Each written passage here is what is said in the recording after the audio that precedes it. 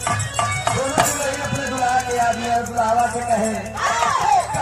उड़तई चिड़ैया अरे उड़तई चिड़ैया उड़तई चिड़ैया कहे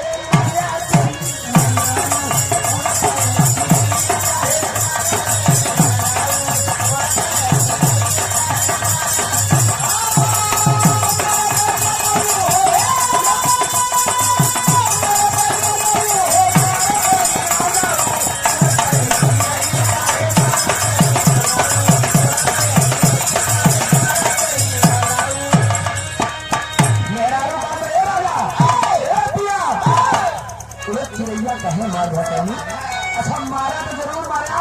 लेकिन कोठा पे मारा अटारी पे मारा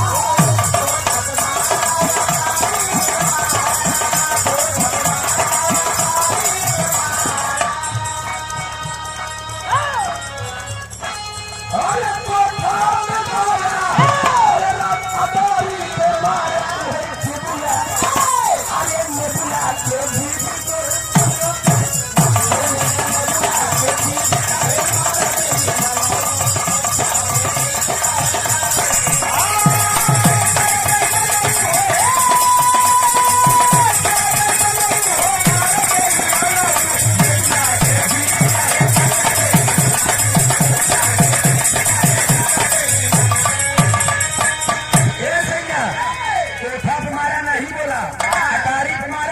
नेबुला के भी का है मारा दिल मनो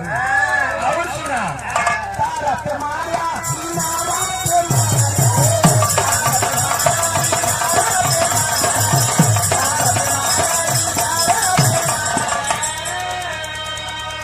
हमारे आदरणीय समानी सी शिवलाल भैया उमरी के निवासी से बीडीसी है आप वाह बीडीसी भाई अच्छा देखिए हमारा मन कितना हो लेकिन एक बात बताई देते नीलम राज जी है विराज जगत में ये वास्तविकता यही है कि विराज जगत में मैंने जन्म लिया है हम कहे तू गावा पूरा सपोर्ट बात जहाँ तक हम हई हुआ तक ठीक चले जाए मैं कोनो दूर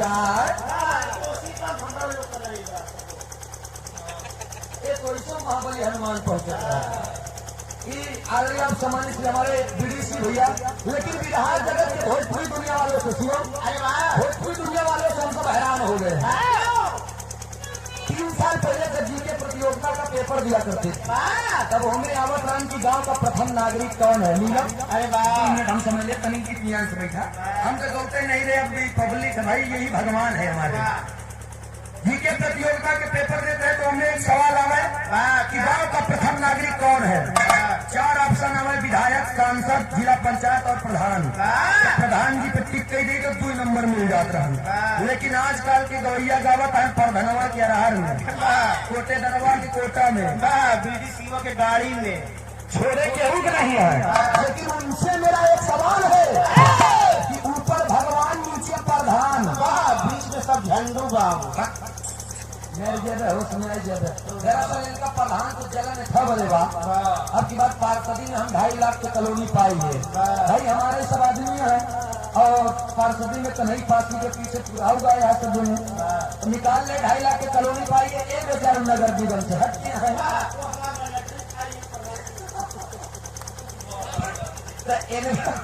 इनके नाम पर जौन आई रहू कॉलोनी इनके चाल पे 65 रुपया पाएंगे तो 5 रुपया जुड़ाओ तन को देरी 5 रुपया जुड़ाने चाहे जाने देगा ठीक है जहाँ धनक जी है इनके जैसे पियक्कड़ी जहाँ जहाँ धनक जाए हमारे जैसे एक ईमानदार अच्छा आदमी जाए उठाई कहीं का जाता सूरज मर जाएगा ना शराबी बना अच्छा ये बीडीसी की तरफ से 1 रुपया पुरस्कार नमस्ते प्रणाम हमारे हृदय के गार्जियन मेरे भैया आप सम्मानित हुई कमलेश यादव जी अगले साल भी आपका एक मंच मैंने गाया था और इस बार 21 तारीख को यही 21 के सुषमा प्रयाग जी से कार्यक्रम था सवेरे सवेरे तो बहुत अच्छा माहौल बन गया फिलहाल ये 200 रुपया का पुरस्कार बड़े भाई के चरणों में बार बार नमस्ते प्रणाम आशीर्वाद की आकांक्षा में प्रतीक्षा बात के भाई हमारे राजा भैया आपको भी मेरा नमन है प्रणाम लेकिन आप हमका खाना दिया भाई गरीबों को